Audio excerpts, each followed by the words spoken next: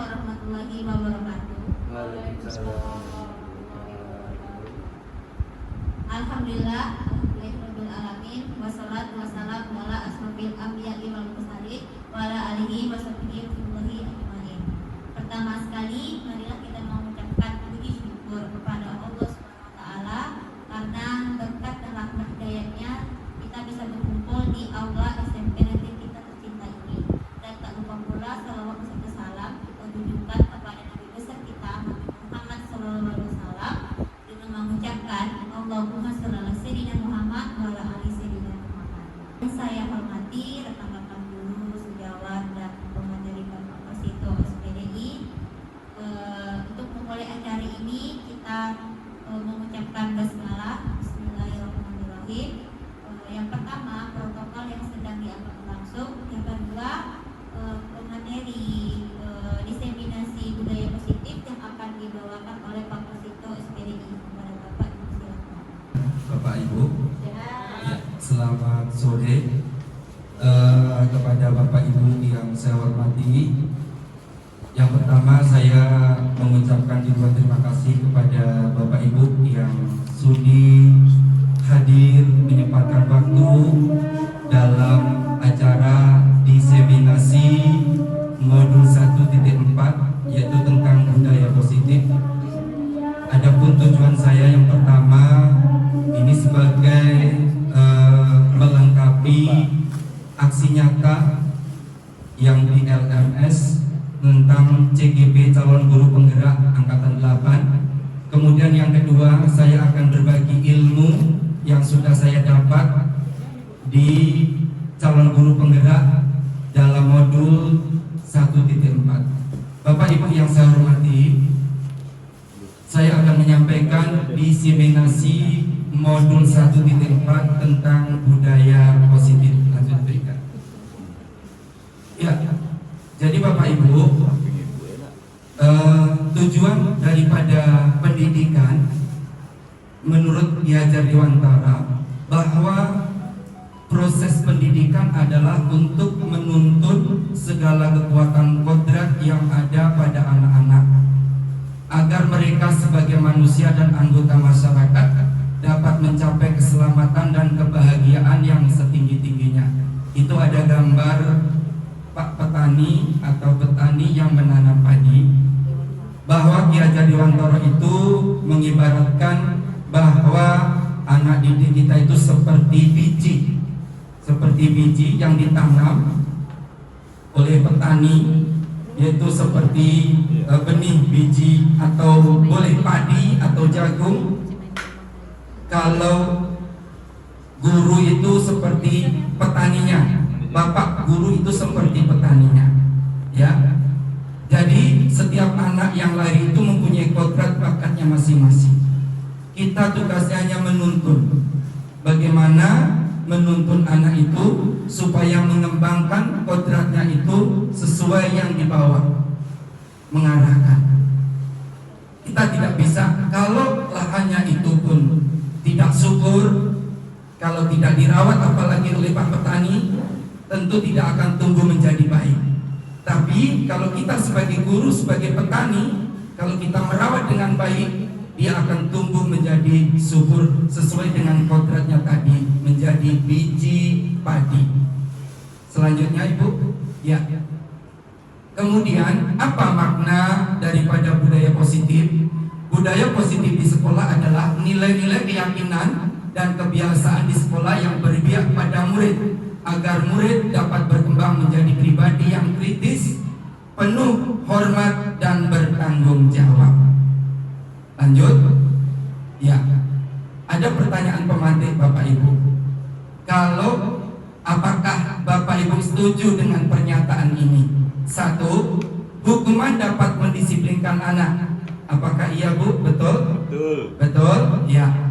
Kemudian yang kedua, pemberian hukuman dengan hal positif, misalnya membaca atau membersihkan halaman, membersihkan WC sekolah, dapat meningkatkan disiplin anak. Betul Bapak Ibu? Ya, nanti kita akan menjawabnya apakah betul bahwa pernyataan hukuman itu bisa mendisiplinkan anak. Kemudian yang ketiga, memberi penghargaan dapat meningkatkan motivasi belajar anak. Memberikan penghargaan, misalnya dia dapat juara 1 diberikan hadiah, atau dia dapat menjawab pertanyaan diberikan reward. Apakah dapat meningkatkan motivasi anak dalam belajar? Jadi untuk menjawab betul tidaknya, mari kita lihat nanti pembahasan selanjutnya. Kebutuhan dasar manusia dan dunia berkualitas, 5 restitusi, 5 posisi kontrol. Misalnya berdua orang hadap-hadapannya. Kemudian teman yang satu tadi diperintahkan, disuruh untuk membuka. Ya, apakah mau dibuka? Walaupun itu diminta berbagai macam cara, dengan bujukan, ancaman. Sekarang pertanyaannya, apakah mau? Misalnya si A yang menggenggam, di dalam genggaman itu ada sesuatu yang sangat berharga Bapak Ibu. Kemudian diminta untuk dibuka, B yang mau membuka. Apakah mau yang A membuka Bapak Ibu? Mau? Jawabannya mau tidak Bapak Ibu.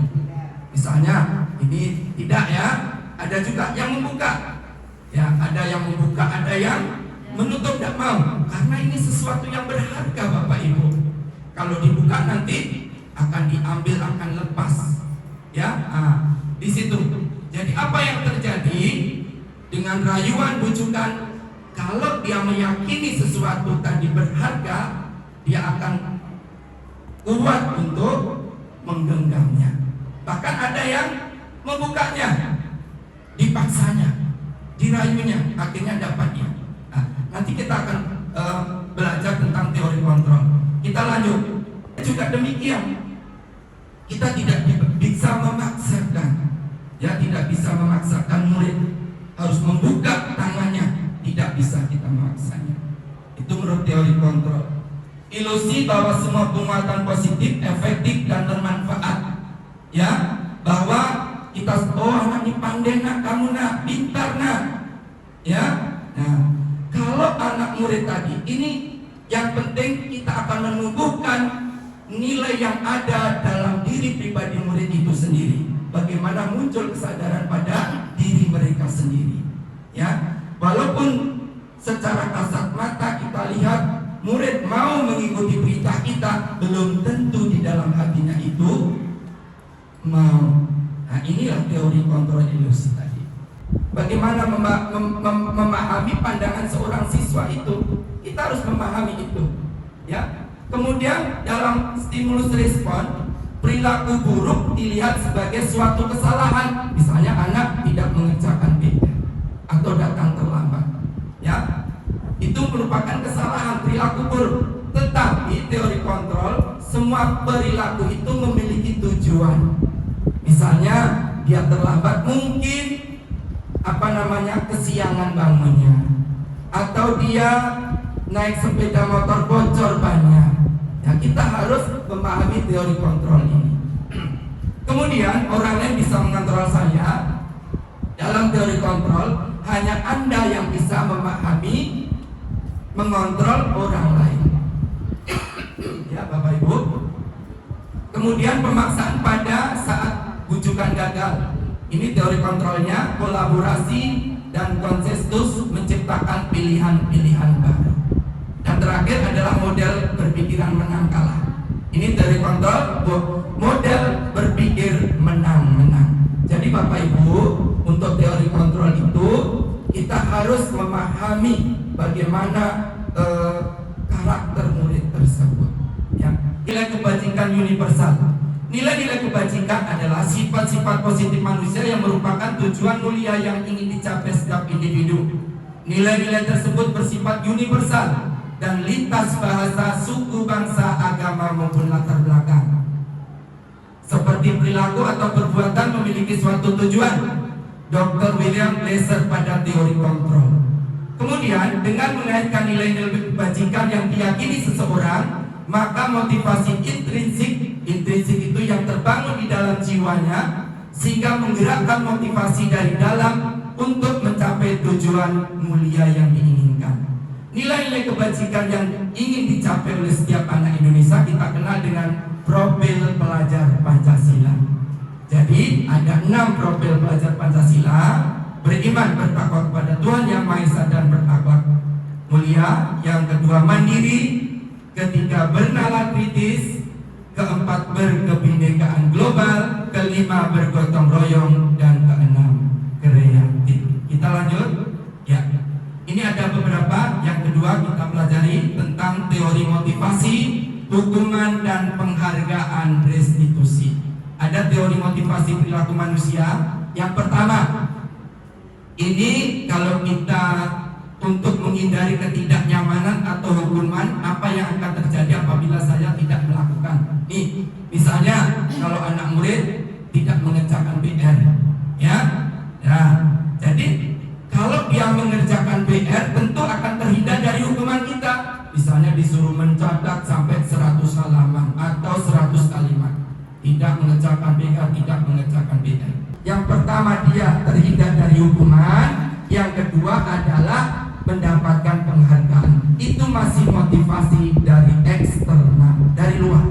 Yang terbaik adalah menimbulkan motivasi internal yang timbul dari dalam diri sendiri. Mereka melakukan itu karena apa? Untuk menghargai diri sendiri.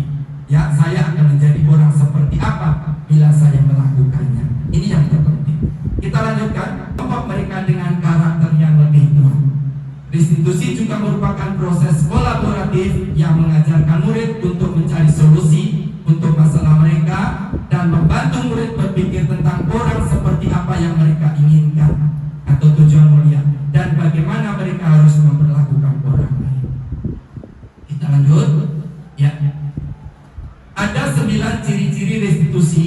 Yang pertama, bukan untuk menebus kesalahan, ya, bukan untuk menebus kesalahan, namun untuk belajar dari kesalahan. Yang kedua, memperbaiki hubungan. Yang ketiga, tawaran bukan paksaan. Yang keempat, restitusi menuntut untuk melihat ke dalam keyakinan kelas. Ya, di awal kita masuk, Bapak Ibu harus membuat keyakinan kelas supaya kegiatan pembelajaran bisa berjalan dengan tertib, lancar, dan tumbuh dalam motivasi diri anak. Ya, yang pertama, mengapa kita memiliki peraturan harus menggunakan helm kalau dia bila mengendarai kendaraan 2? Kemudian mengapa tidak memiliki peraturan? Mengapa kita memiliki peraturan 3M, menggunakan masker, mencuci tangan, dan menjaga jarak? Melindungi diri juga sebetulnya di situ. Ya, nah, kemudian untuk mendukung motivasi intrinsik yang timbul dari dalam diri sendiri. Jadi kembali ke nilai-nilai keyakinan yang lebih menggerakkan seseorang dibandingkan mengikuti serangkaian peraturan-peraturan. Peraturan itu nomor sekian. Yang penting menimbul. Nih, kita anggap gambaran budaya positif Bapak Ibu itu bagaimana menumbuhkan budaya positif tadi bisa mencakup secara keseluruhan, menimbulkan motivasi dalam diri sendiri. Tentu dimulai dari peraturan kelas dulu. Ya. Jadi keyakinan kelas itu tanggung jawab. Ya, ada dilarang mengganggu orang lain, menghormati orang lain. Ya. Jadi kata-kata kemudian kalau dalam peraturan kan ada kata tidak dilarang, ini kita tiadakan dengan menggunakan kata-kata yang positif menjadi keyakinan kelas tadi. Ya, ada keselamatan, menghormati orang lain, bergantian atau menunggu giliran, menghormati orang lain, bersabar. Ya, gunakan masker supaya kita selamat, sehat. Jangan berlari di kelas atau koridor supaya kamu apa? Terjaga keselamatan, ya, keamanannya. Kita lanjut, Eka. Jadi diajak dialog, Bapak Ibu. Ya, jangan langsung kita vonis, kita hukum, kita apa namanya itu, justice, ya Bu ya. Nah, kita lanjutkan. Ya, ini ada segitiga restitusi. Ya, ini penyelesaian masalah ada segitiga restitusi. Yang pertama adalah menstabilkan identitas. Ya, jadi setiap orang. Kemudian yang kedua validasi tindakan yang salah. Kemudian yang ketiga, menanyakan keyakinan kelas. Jadi kalau ada anak murid atau ada menghadapi permasalahan, kita gunakan segitiga restitusi ini. Jadi menstabilkan identitas. Misalnya ditanya dulu, ditanya dengan baik-baik, bagaimana kabarmu nak? Baik. Ya. Mengapa kamu tadi membuang sampah atau tidak mengerjakan PR? Ya. Ditanya permasalahan-permasalahan. Lalu kalau menstabilkan identitas, ini ada di bawah itu, setiap orang pasti pernah melakukan kesalahan. Ya. Atau kamu bukan satu-satunya yang pernah melakukan perbuatan ini. Ya, itu distabilkan identitas dulu. Baru divalidasi. Ya, kamu tentu punya alasan mengapa kamu melakukan perbuatan itu. Ya, adakah cara yang lebih efektif untuk mendapatkan apa yang kamu butuhkan? Ya, jadi ditanya dulu. Baru nanti ditanya menanyakan tentang keyakinan kelas. Keyakinan kelas apa yang sudah kamu langgar atau yang sudah kamu yang telah kita sepakati bersama kemarin. Ya, kamu ingin menjadi apa? Ya, jadi kita tanya tentang keyakinan kelas tadi, Bapak Ibu, supaya apa? Anak itu termotivasi, timbul dari dalam diri motivasi dalam dirinya, yang dari intrinsik, bukan dari eksternal. Kita lanjutkan mereka. Ya, ya. Jadi pada dasarnya setiap tindakan manusia tujuannya adalah memenuhi basic needs. Apakah itu power, freedom, love atau cinta, cinta dan kasih sayang tadi, atau happy, ya, atau kebebasan. Guru berkata, kamu bisa saja melakukan hal yang lebih buruk, tapi kamu tidak melakukannya. Kamu pasti punya alasan mengapa kamu melakukan itu. Maukah kamu belajar cara lain untuk mendapatkan yang kamu butuhkan tanpa harus mengukur? Nah, demikian perkataan-perkataan yang bisa kita sampaikan untuk validasi kebutuhan. Kita lanjutkan, Bu. Ya, untuk menanyakan keyakinan, anak melihat kesalahannya dihubungkan dengan norma sosial dan nilai-nilai yang mendasari manusia berinteraksi dengan orang lain. Bisa demikian berkata gurunya, apa nilai yang kita percaya di kelas atau sekolah ini? Nilai-nilai universal apa yang telah kita sepakati? Apa yang kamu rasakan ketika kamu melakukan itu? Kamu menjadi orang yang seperti apa? Nah, ini bisa kita ungkapkan, kita tanyakan kepada murid kita. Apa yang mengubah paradigma saya yang saya dapatkan kita belajar pada saat ini? Kemudian perasaan apa yang muncul selama mengikuti sesi ini, khususnya mengenai makna disiplin dan motivasi intrinsik? Ketika peran abang seperti apa yang saya lakukan selama mengikuti modul ini? 4, saya akan jadi abang seperti apakah? Coba satu orang bisa refleksi, boleh bertanya, Bu Delina, silakan. Baik, terima kasih Pak Kanito. Nama saya Harlina Amir. Dari pemaparan yang Bapak kasih tahu tadi, mungkin selama ini saya istilahnya kayak yang menghukum, kayak gitu, kebiasaan menghukum, misalnya nggak buat PR, oke, hukuman kamu ini dan ini. Jadi di sini jadi tahu kalau kita itu seharusnya bukan memberi hukuman, tapi memberi rasa percaya diri mereka kalau mereka bisa loh, kamu bisa loh mengerjakan PR ini. Jadi ayo bangkitkan semangat kamu untuk bisa fokus dengan mengerjakan PR ini. Jadi kita membangkitkan motivasi mereka dan tidak menganggap PR itu sebagai beban. Oke, itu aja Pak. Terima kasih. Terima kasih, Bu. Bisa dilanjutkan. Terima kasih Bapak Ibu sudah bersama-sama dalam pemaparan diseminasi tentang budaya positif modul 1.4 yang saya sampaikan.